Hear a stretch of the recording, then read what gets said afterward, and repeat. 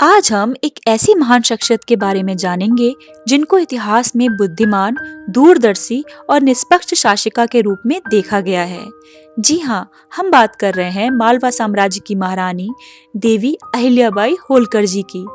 देवी अहिल्याबाई होलकर का जन्म 31 मई 1725 ईस्वी में महाराष्ट्र के अहमदनगर के चौड़ी गांव में हुआ था। बचपन से ही अहिल्याबाई में सेवा का भाव था। कहते हैं कि जब इंदौर के राजा मल्हार राव होलकर चौड़ी गांव से गुजर रहे थे तो उन्होंने देखा कि एक छोटी बच्ची मंदिर के सामने गरीबों को भोजन करा रही है और वो बच्ची थी अहिल्याबाई। सिर्फ 8 साल की उम्र में अहिल्याबाई का रिश्ता तय कर दिया गया। इंदौर के महाराजा ने इनका रिश्ता मांग लिया अपने बेटे खांडेराव के लिए। अहिल्याबाई शादी करके इंदौर पहुंच गईं। 1754 ईस्वी में हुए कुंभेर के युद्ध में इनके पति वीरगति को प्राप्त हो गए। तब अहिल्याबाई की उम्र मात्र 21 वर्ष की थी। उस समय की प्रथा के अनुसार पति की मौत के बाद पत्नी को सती होना पड़ता था। अहिल्याबाई ने इसका विरोध किया और सती होने से इनकार कर दिया। इस निर्णय में उनके ससुर मल्हार राव खांडेकर भी उनके साथ थे, लेकिन विधि को कुछ और ही मंजूर था। 1766 में उनके ससुर मल्हार राव खांडेकर भी दुनिया को अलविदा कह गए। इसके 1 साल बाद इन्हें वो ताज पहनाया गया जो इन्हें मालवा साम्राज्य की महारानी बना रहा था। 1768 ईस्वी में अहिल्या जी बनी मालवा की महारानी। अहिल्याबाई जी को न्याय की देवी कहा जाता था। एक बार की घटना का जिक्र उन्हें लेकर बहुत प्रचलित है। एक बार अहिल्याबाई जी के बेटे मालोजी राव का रथ बाजार से निकला और उस रथ से एक बछड़े की टकराकर मृत्यु हो गई। पर मालोजी राव ने इस घटना पर ध्यान ही नहीं दिया और अपने रथ समेत आगे बढ़ गए। तभी गाय अपने बछड़े के पास पहुंची और बछड़े को मरा हुआ देखकर वहीं सड़क पर बैठ गई। तभी वहां से अहिल्याबाई का रथ गुजरा। वो ये नजारा देखकर वहीं ठिठक गईं। आसपास के लोगों से पूछने लगी कि ये घटना कैसे हुई। कोई भी उनके बेटे का नाम लेते हुए डर रहा था। फिर किसी ने हिम्मत करके उन्हें पूरा वृत्तांत सुनाया। अहिल्याबाई इस बात से क्रोधित होकर सीधे अपने घर पहुंची। वहां उन्होंने अपनी बहू को बुलाया।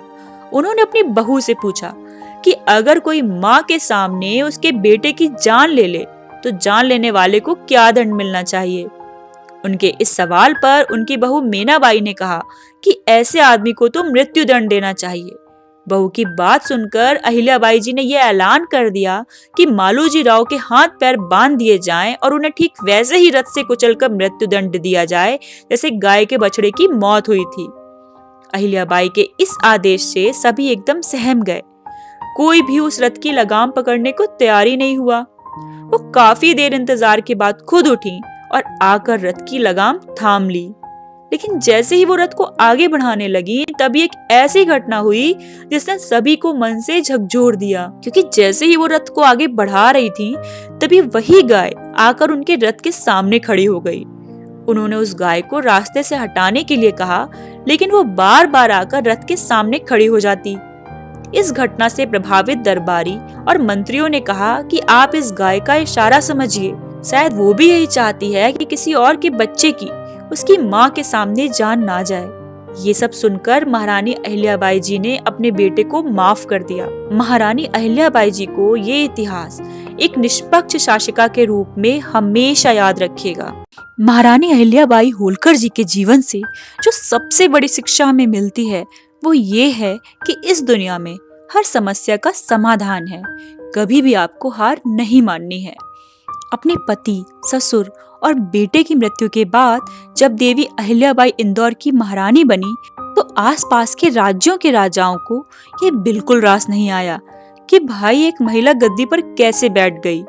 तो उन्होंने उस साम्राज्य को हथियाने के लिए आक्रमण की योजना बनाई। इसी योजना के तहत पेशवा इंदौर के पास पहुंच गए। महारानी ने ये जानते ही अपने सेनापति से एक चिट्ठी भिजवाई। वो चिट्ठी उन्होंने खुद लिखी थी और उसमें लिखा था, पेशवा साहब, अगर आप युद्ध के लिए आमदा हैं तो आ जाइए। हम इंदौर के दरवाजे खोल देते हैं और युद्ध करने के लिए हमारी नारी सेना पूरी तैयार है। लेकिन सोचिए, यदि आपने हमें हरा दिया तो इतिहास क्या कहेगा कि एक कमजोर स्त्री जो शोक में डूबी हुई थी उसको हरा दिया और महान बन गए। और सोचिए, यदि हम जीत गए तो इतिहास क्या कहेगा कि नारी की सेना के आगे टिक नहीं पाए बड़े बड़े पेशवा। जरा सोचिएगा, बस इतना ही कहना है आपसे। ये चिट्ठी किसी तीर से ज्यादा चुभी थी उन पेशवाओं को। फिर उधर से चिट्ठी लिखी गई कि रानी साहिबा माफ कीजिएगा, पर हम किसी युद्ध के इरादे से नहीं आए, बल्कि हम शोक व्यक्त करने आए थे। इस तरह बिना जंग लड़े ही महारानी अहिल्याबाई होलकर ने वो युद्ध जीत लिया। यही कुछ दिलचस्प चीजें हैं जो महारानी अहिल्याबाई को देवी अहिल्याबाई होलकर बनाती हैं। तो अगर आपको मेरा वीडियो अच्छा लगा हो तो प्लीज मेरे चैनल को सब्सक्राइब करना ना भूलें। Thank you.